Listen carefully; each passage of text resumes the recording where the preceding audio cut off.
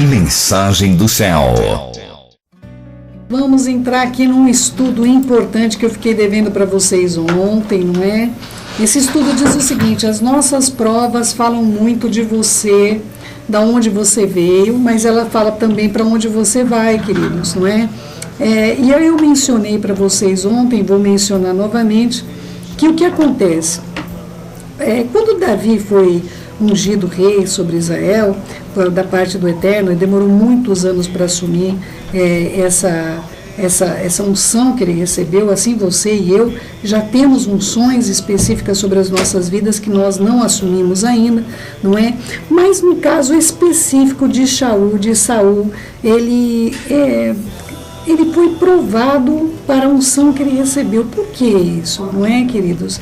É importante que você compreenda e eu compreendamos determinadas provas que ocorrem nas nossas vidas. Elas vêm para nos dizer, para nós, se nós somos aprovados ou reprovados. São provas que não são para o Eterno, queridos, não é?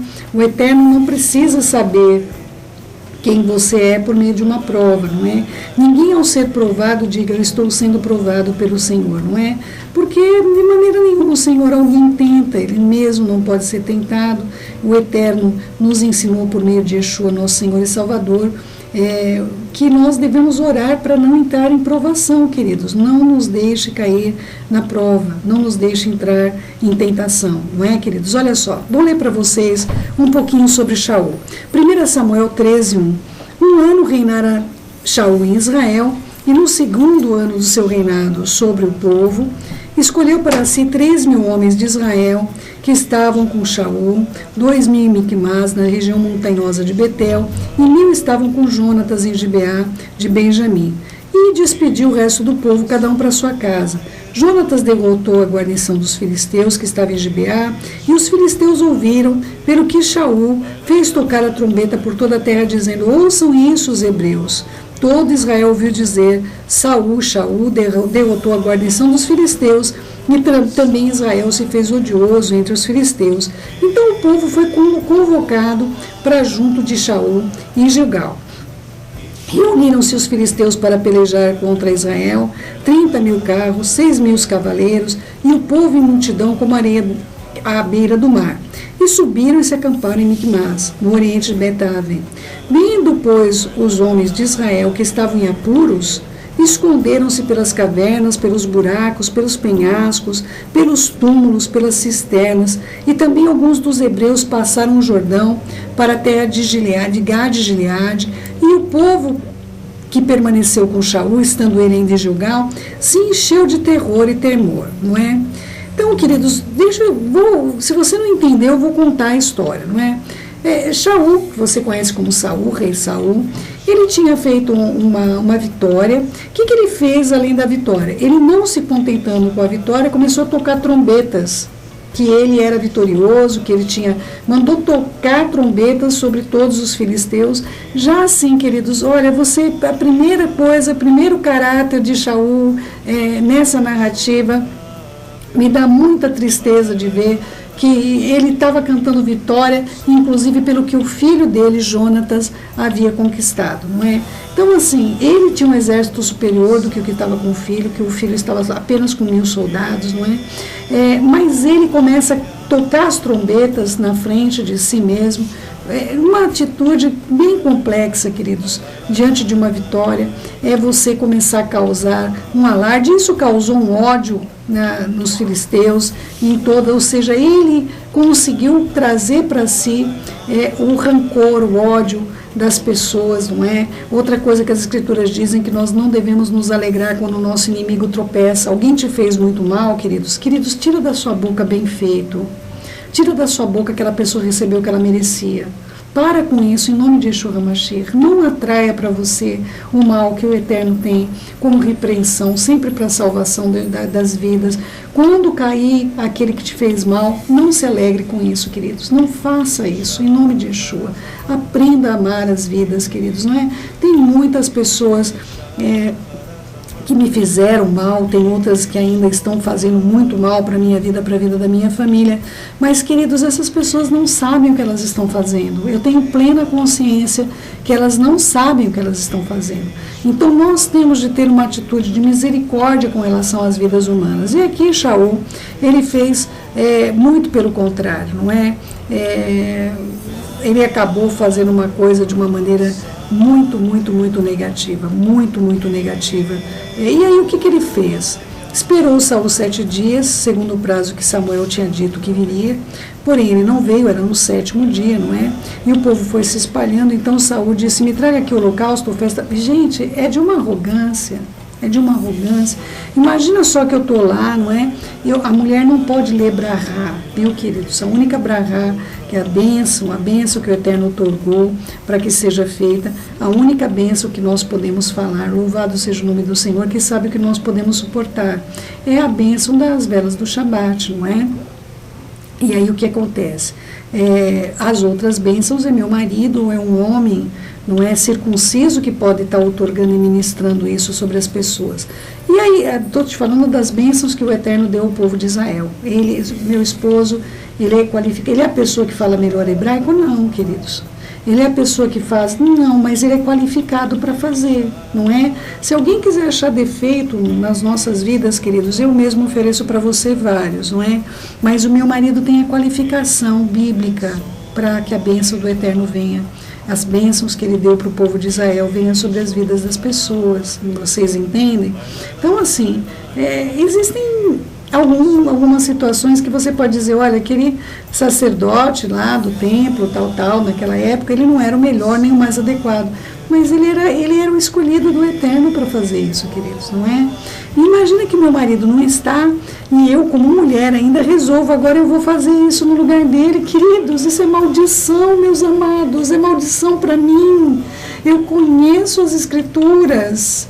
A mulher gente, não pensa que o Eterno discrimina a mulher. A mulher não tem estrutura para isso, amados. A mulher não tem estrutura, qualificação para isso, amados, não é? A mulher não tem. É como eu falar que eu vou colher o gameta masculino do corpo feminino. Queridos, há qualificações que somente o homem pode outorgar isso. As brahá, as bênçãos, as brahot, não é? As bênçãos do Eterno, é somente o homem. O homem foi edificado para pronunciar. A mulher tem a sua qualificação no Shabat, não é? A mulher dá a luz, olha que coisa linda, a mulher acende as luzes do Shabat. Isso o homem não é permitido, exceto que ele seja um homem solteiro e não tenha como ter um irmão ou alguém que possa fazer isso por ele, não é? E aí o que aconteceu? Versículo 8, não é? Trazei-me aqui o holocausto, oferta pacífica, ofereceu o holocausto. Mal acabou de oferecer o holocausto e chega Samuel, aí Shaul saiu ao encontro para o saudar. Samuel perguntou, o que é que você fez? Respondeu Saul, vendo que o povo ia se espalhando daqui, tu não vinha nos dias aprazados, era o 7º dia, tá, queridos? O de Samuel falou que viria no 7º dia.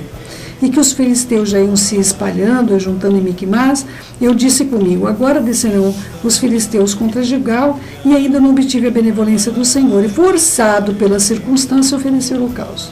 Queridos, uma pessoa que despreza o mandamento, ela sempre tem motivo para desprezar o mandamento, viu, queridos? Sempre ela tem um motivo para desprezar o mandamento. Então, ele fez aquilo porque ele foi forçado pelas circunstâncias, não é? Então, eu estava ali numa situação terrível, eu tinha que falar uma brahá, e o meu marido não estava perto, forçada pelas circunstâncias, eu falei a brahá, meus amados, não é? Olha, meus queridos, não é assim que se procede diante do Todo-Poderoso, não é? E aí o que aconteceu? Ele foi reprovado, não é? Versículo 13, então disse Samuel a Shaul, procedeste loucamente em não guardar o mandamento do Senhor teu Deus que ele te ordenou, pois agora o Senhor teria confirmado você como rei sobre Israel para sempre. Mas agora o teu reino não vai subsistir. O Senhor buscou outro homem para si que lhe agrade e já ordenou que ele seja príncipe sobre o seu povo, porquanto não guardaste o que o Senhor teu Deus te ordenou. Então, mais uma vez, nós temos de ver de que maneira que o Eterno vê o rei, não é, queridos? Não é? Novamente ele está encontrando alguém, e esse alguém como príncipe do povo de Israel, esse alguém que foi Davi. Então se levantou Samuel, subiu a Gilgal de Gibeá, de Benjamim, e logo Saul contou ao povo que se achava com ele, cerca de 600 homens. Saul e Jonas, seu filho, todos que se achavam com ele, ficou em Gibeá, Benjamim, porém os filisteus se acamparam em Miquimás, não é? E aí acontece todas as situações que ocorreram de uma maneira lastimável, com essa reprovação absurda que Saul sofreu. Queridos, como é que está seu coração em relação a essas questões, não é? Quando a vitória vem para você, você se eleva, você canta trombeta, você sai fazendo o que não é para fazer porque você é forçado pelas circunstâncias. Essas são características da pessoa reprovada diante do Eterno, tá bom? Vamos para a segunda parte desse estudo que trata mais um pouquinho acerca da vida de Saul. 1 Samuel 15, 1 em diante. Disse Samuel a Saul: enviou-me o Senhor a ungir-te rei sobre o teu povo. Então ele não era ungido rei, ele tinha sido ungido príncipe e ele ia ser ungido rei perante o povo e sobre Israel. Agora eu vou te dar uma palavra do Senhor para você. Ele já tinha sido reprovado na primeira, o Senhor está dando uma nova oportunidade para ele se tornar rei sobre Israel, queridos.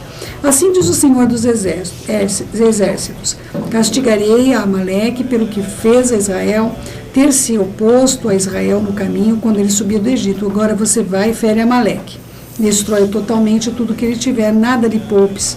Matarás homem, mulher, meninos, crianças de peito, bois, ovelhas, camelos e jumentos. Queridos, muita gente lê isso e fala como o Eterno é malvado. Olha, amados, eu não vou falar para vocês muito sobre os amalequitas, não é? Eu não vou falar para vocês sobre a origem das raças, a razão da eugenia. O que é eugenia, céu? É uma raça que quer destruir a outra raça. Isso existe não só entre Israel e os palestinos, queridos, isso ocorre no mundo todo, o tempo todo, não é? Mas aqui eu quero tratar, queridos, que o Eterno sabe sempre o que ele está fazendo. E eu vou lhe convidar a não exercer julgamento sobre o Todo-Poderoso, não é? Eu sei o motivo porque o Eterno mandou fazer isso, não tenho como te explicar. Mas se você fizer o curso de Apocalipse e Esgalos, que está lá na internet, você também vai compreender que aqui não houve nenhuma maneira uma ação maldosa da parte do Todo-Poderoso, como eu tenho visto tanta gente sem temor falar, não é? Saul convocou o povo e contou em Telaim 200.000 homens a pé, 10.000 homens de Judá. Chegando, pois, Saul à cidade de Amaleque, pôs emboscadas no vale, disse aos queneus: ide, retirai-vos, saí do meio dos amalequitas, para que não destrua juntamente com eles, porque usaste de misericórdia para com os filhos de Israel quando subiram do Egito. E aí ele vai e faz isso, mata todo mundo, toma vivo Agag, não é? E aí mata todos do povo, mas deixa ali todos os animais gordos e cordeiros, não é? Então veio a palavra do Senhor a Samuel dizendo: eu arrependo-me de haver constituído Saul como rei. Queridos, essa palavra arrependo-me, está tão errada essa tradução. Essa palavra aqui não é me arrependo. Olha, eu tenho tristeza no meu coração de ter levantado a Saul como príncipe para fazer uma coisa como essa, não é? Ele deixou de me seguir, não executou minhas palavras, e o Senhor já sabia, por isso ele colocou ele à prova. Então Samuel se contristou toda a noite e clamou ao Senhor. Madrugou Samuel para encontrar a Saul pela manhã, e anunciou-se aquele: já chegou Saul ao Carmelo. E eis que levantou para si um monumento, e dando a volta passou e desceu a Gilgal. Ele levantou um monumento, viu, queridos? Ele gostava de fazer essas coisas. Veio, pois, Samuel a Saul, e esse lhe disse: bendito seja tu do Senhor, eu executei todas as palavras do Senhor. Queridos, ele sabia que ele não tinha executado as palavras do Senhor. Você já conversou com alguém que está em pecado e a pessoa, ela fica insistentemente te dizendo que ela não está em pecado, então ela diz: também, né? Também aconteceu isso. Já passou por esse tipo de situação? Porque eu já passei, não é? Com pessoas que foram pegas em flagrante pecado, e ainda assim as pessoas, elas conseguem achar que elas estão fazendo as coisas corretas, que elas estão indo na direção do Todo-Poderoso, que não estão mesmo, não é? Então, olha só, executei as palavras do Senhor, versículo 14. Então disse Samuel: o que balido de ovelhas é esse que eu estou ouvindo, e o mugido desses bois que eu estou ouvindo? Respondeu Saul: De Amaleque os trouxeram, porque o povo poupou o melhor das ovelhas e do boi para sacrificar ao Senhor teu Deus, o resto, porém, o destruímos totalmente. Então disse Samuel a Saul: espere e te declararei o que o Senhor me disse essa noite. Respondeu Saul: fala. Prosseguiu Samuel: porventura, sendo tu pequeno aos teus olhos, não foste por cabeça dos filhos de Israel, Urosh, e não te ungiu para pelejar contra eles e até exterminá-los? Por que, pois, não atentaste à palavra do Senhor, mas lançaste ao despojo e fizeste o que era mal aos olhos do Senhor? Então disse Saul a Samuel: pelo contrário, eu dei ouvido à palavra do Senhor. Eu segui o caminho que o Senhor me enviou. Eu trouxe a Gag e dos Amalequitas, e o resto eu destruí totalmente. Mas o povo tomou o despojo, ovelhas, bois, o melhor do designado à destruição, para oferecer ao Senhor teu Deus em Gilgal. Porém Samuel lhe disse: tem porventura o Senhor tanto prazer em holocaustos e sacrifício, quanto que se obedeça a sua palavra? Eis que obedecer é melhor que sacrificar, e atender melhor do que a gordura de carneiros. Porque a rebelião é como o pecado de feitiçaria, a obstinação é como idolatria, o culto aos ídolos do lar. Visto que rejeitaste a palavra do Senhor, ele também te rejeitou, e tu não serás rei. Não é? Queridos, essas provas que vêm sobre as nossas vidas, todas as provas que você está vivendo, que eu estou vivendo, existem provas que nós passamos por causa da nossa desobediência, não é? Quando nós cometemos desobediência, nós entramos em provação. Saul também, ele desobedeceu, perdeu Aruah HaKodesh com uma grande tristeza, não é? Ele perdeu Aruah, infelizmente, isso é lamentável. No lugar da Aruah entrou então a atuação de espírito maligno para o atormentar. Não é? Todos nós temos consequências dos nossos pecados, queridos. Não atribua a consequência do pecado ao eterno. Não atribua qualquer coisa na sua vida que está vindo como consequência do pecado, como se fosse o eterno que está se vingando de você. Gente, eu vejo um monte de pessoas que não conhecem quem o eterno é. Queridos, o eterno é amor. O que é de bom você recebe dele, e o que é de mal você recebe de você, meus queridos. Não é? Eu recebo de mim mesma. E compete a nós o quê? Chorar aos pés dele, nos arrependermos amargamente. Quem sabe o Eterno se volte para nós e declare sobre nós a sua bênção, não é? Ele fez isso com Davi. Davi pecou, matou um homem inocente, tomou a mulher desse homem para ser esposa dele, não é? Teve um filho com essa mulher, um filho de adultério, não é? Ele se tornou um homem adúltero, ela era uma mulher adúltera, porque não importava sendo Betseba virgem, mas ela tinha um contrato de casamento com Urias o Heteu, que era um prosélito, não é? Então, meus queridos, olha só, é importante que você compreenda que mesmo assim o Senhor determinou a morte da criança, e o Senhor tinha todo o direito de determinar a morte de Davi. Mas o profeta Jacó a Davi diz: tu não morrerás, não morrerás.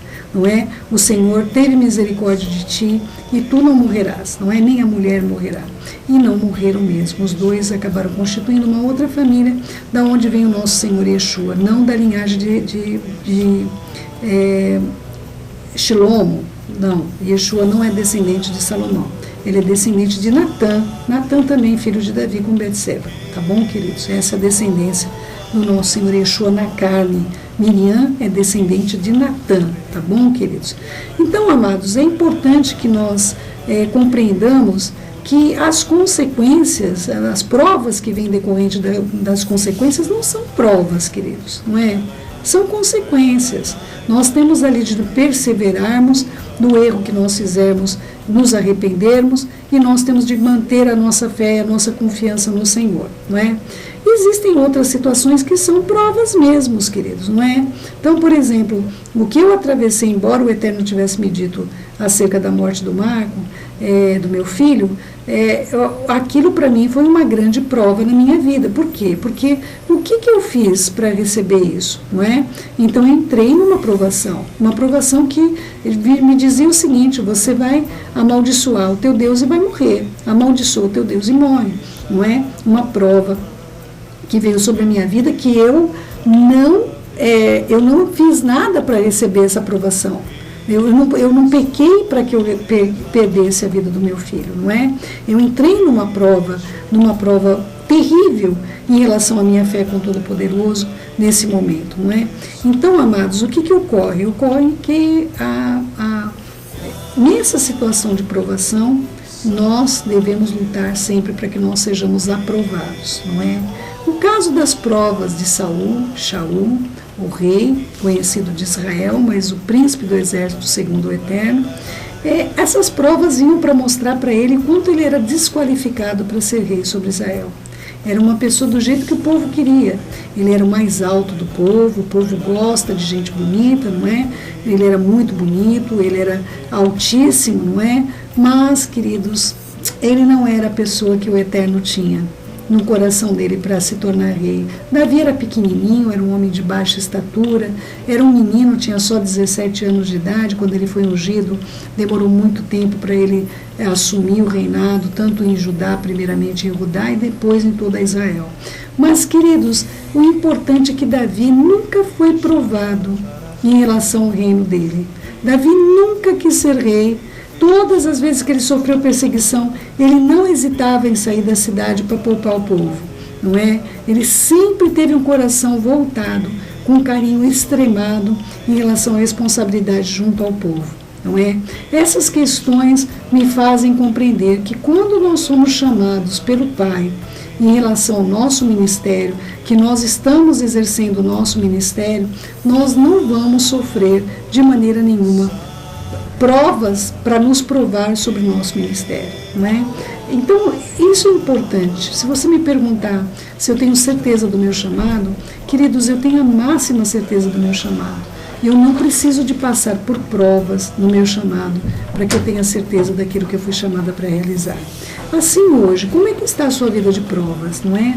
Você pode analisar a sua vida como a de Saul, como o rei Shaul, você pode analisar a sua vida como Davi, não é? As suas provas vêm sobre você porque você as provocou, então não são provas, são consequências. Ou as suas provas vêm para você porque realmente você está sendo provado, porque talvez você esteja exercendo alguma coisa que não era para você fazer, não é? E você precisa descobrir de uma maneira clara, muito clara, que aquele lugar não é para você estar, não é? Então as provas falam muito da gente, queridos, não é? O que nós chamamos de provas muitas vezes são consequências do nosso pecado, e nós chamamos de prova, é consequência, mas a pessoa, por exemplo, ela foi lá, teve uma relação errada na vida, adquiriu HIV, e ela diz que ela está na prova. Queridos, ela não está na prova, ela está na consequência daquilo que ela fez, não é? Então nós temos que saber o que é prova. Shaul passou por provas para provarem que ele não era aprovado diante do Eterno. Para quem? Para o Eterno? Não, o Eterno já sabia, por isso ele deu as provas. Ele queria mostrar para Shaul o quanto ele era reprovado. Querido meu, querida minha, o que é que nós estamos fazendo? Insistindo que o Eterno não tem para nós. Insistindo, não é? E o que é que nós temos que persistir? No caso de Davi, perseguido por esse rei, igual um louco, não é? Ficou perseguido por esse rei, eu acredito que mais de 30 anos, ele viveu embaixo da perseguição do rei Saul, não é?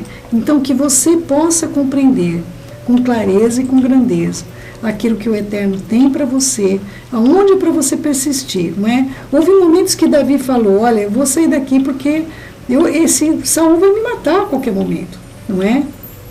Momentos de desistência que nós temos, mesmo sabendo que nós somos chamados para fazer determinada coisa, não é? Isso vai mostrar nosso amor para com o Pai, nosso empenho para com Ele. E eu espero que você persevere no que é para você perseverar.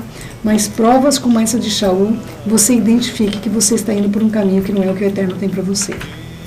Seja isso ministerial, de relacionamentos principalmente, seja isso das condições que você tem se colocado diante do Pai. Eu espero que essa palavra tenha falado com você, porque as suas provas falam muito de você, de onde você veio e para onde você está indo.